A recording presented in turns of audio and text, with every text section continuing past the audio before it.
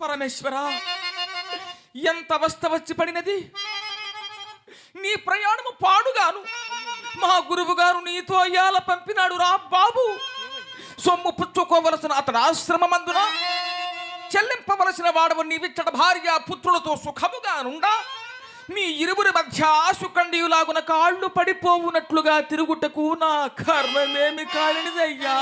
అయ్యయ్యో నక్షత్రేశ్వర, ఇప్పుడు ఏమైనదయ్యా? ఇంకా ఏమి ఏ బిబ్బిలయో నన్ను గుటుక్కని మృంగివేయునని ఈ ఘోరారణ్యములో నన్ను వెనుకను పడవేచి నీవు నుండి 4 బిడ్డలు క్షేమముగా వచ్చినారు కదయ్యా. నేనెక్కడ చచ్చిన మీకేమి లేవయ్యా, స్వార్థము అంతే. నేనంటే ద్రోహిని కానయ్యా. మరి నేనంటేనా నాయన? నేనంటున్నాను. అల్లదే కూరముకు వృక్షము, దానిని ఏటికొని మెల్లగా తీసుకుని పోయేది కొంత ఆయాసము తీరునయ్యా. ఎందులకయ్యా? పడలిగ్గా ఉన్నావుగా నాయన. అయ్యా, నాకు చెట్టు వద్దు చేమ వద్దు, కానీ కాస్త నీరు దారకము పోయేవయ్యా, అంతే.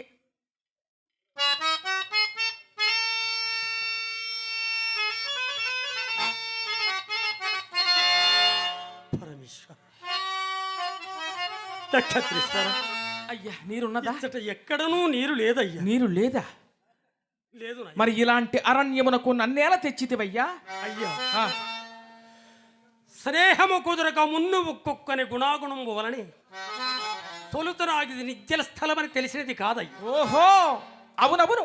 ఏ పెద్ద పిల్ల నోటికైనా పడి బ్రహ్మచారి కాస్త చచ్చినచో మన అప్పడుగు వాడు ఇక ఉండబోడు కదా అని ఎంచి నన్నిచ్చడికి ఈడ్చి తెచ్చిన మాయోపాయము నీకు బాగుగా తెలియను గాని మరి ఏమీ తెలియదయ్యా. నిష్ఠూరపు మాటలాడుకోమయ్య. నిజమాడినా నిష్ఠూరమే. మరి పోనిందైనా నీరు దొరుకునేమో పోయి వచ్చేదాన్ని. మెల్లగా రమ్మునాయి. అది మాట. అలాగైనా చూచి గట్టిగా పట్టుకోవయ్యా. మొత్తుగా సొత్తు ఇడుగుపోయినదయ్యా, వాడిపోయిన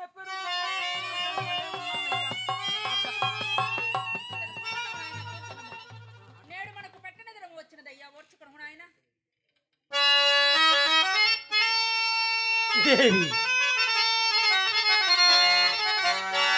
ఎక్కడి సంపదలు ఎక్కడి సౌఖ్యములు దేవి. చూడు, తిరమయీ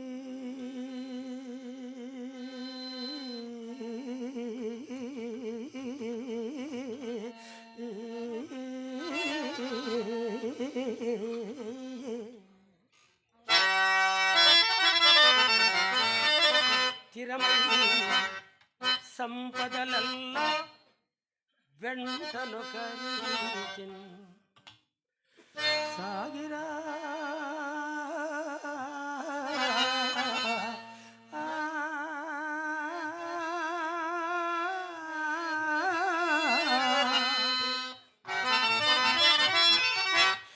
ఏరిగే సరిగే మోటు విధించను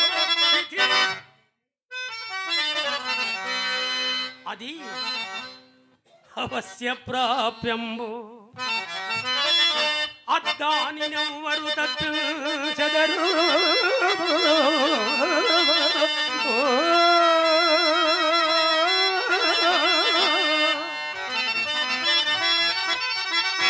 ఉన్నవాడనని గర్వం బేరికల్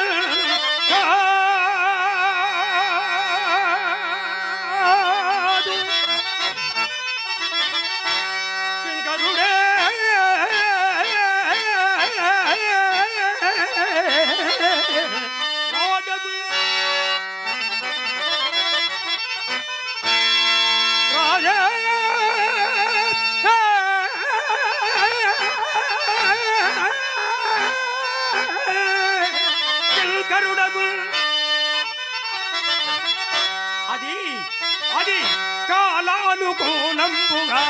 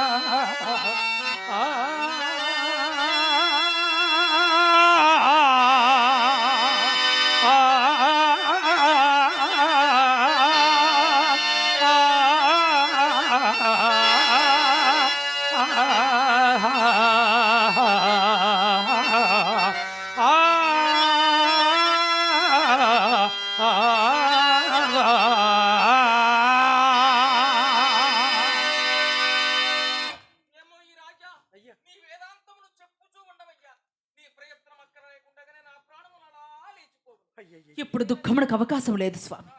కుర్రవాణి గతి ఎట్లున్నను తొలుత ఈ బ్రహ్మచారి ప్రాణములను కాపాడుటే మన కర్తవ్యంపు. అవును దేవి, నేను నిందైనా నీరు దొరుకునేమో పోయి వచ్చేదాను. అంతదనకు నీవు బ్రహ్మచారి సేవ మారాయి చూడము దేవి. అలాగునే స్వామి.